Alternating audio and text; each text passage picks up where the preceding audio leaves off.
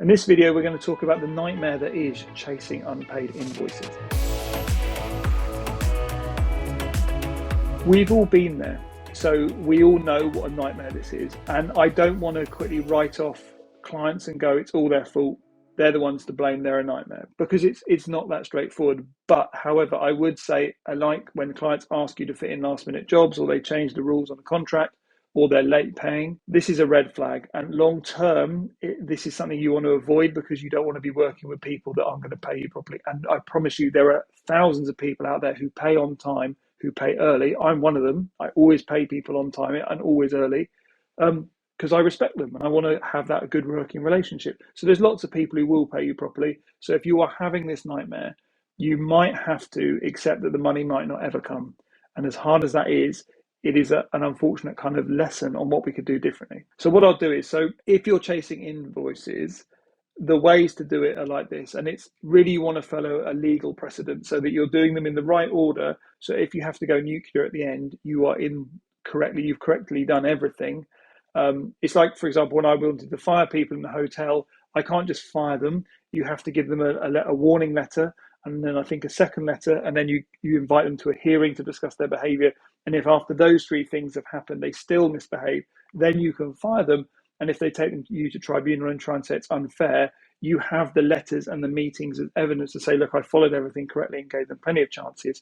The judge will throw it out and you'll walk away fine. So this is the point. If you're going to chase emails, do it officially. And generally, again, I would always consult a lawyer, but you're going to start nice. So the first emails are going to be just friendly reminders, because it might just be a mistake. Someone might be off ill, they might be isolating with COVID and it just got lost. So always start nice, explain, maybe it's a misunderstanding, but I haven't been paid yet, just wanted to follow up.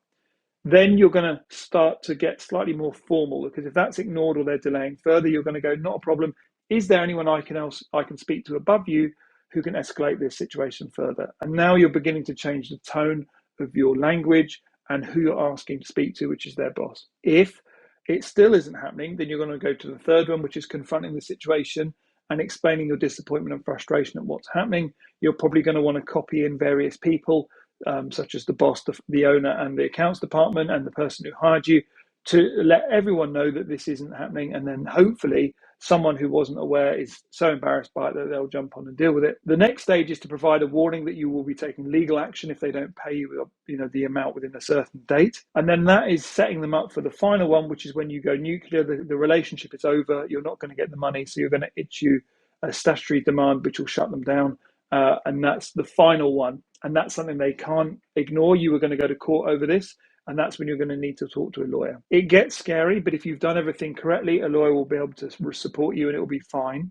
You don't ideally want to get to that stage, but you need to have the materials to be able to deliver confidently, because there's nothing more easy to ignore and more embarrassing than sending polite emails relentlessly that they just ignore. It's rather demeaning for all round.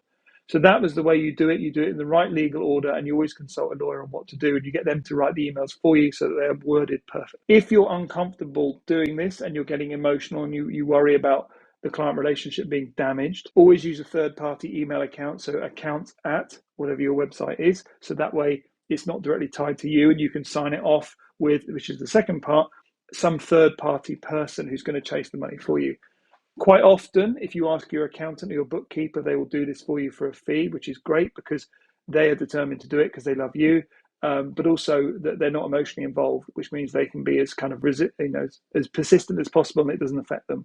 What I recommend is often teaming up with a friend or a family member and doing this for each other.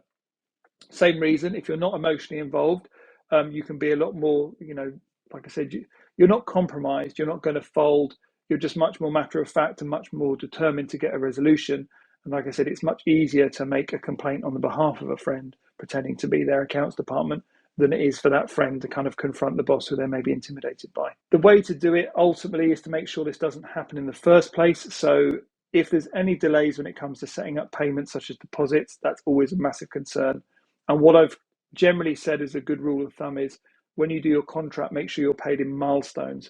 So at least you're not allowing the debt to build up, because if it's 50% upfront or 50% on delivery, if you're only getting half and you've completed the project, that's a nightmare. But if you're being paid on various milestones, the chances are you've only missed out on the final milestone payment. Or if they're not paying, you can quit the job fairly early on and you're not going to have wasted time and resources and money. But don't worry, it's happened to all of us. I've had loads of these problems in the past, but what it did teach me was, okay, I'm going to consult a lawyer. I'm going to do it differently, and I'm not going to work until I'm paid in the very beginning, because that establishes clear boundaries.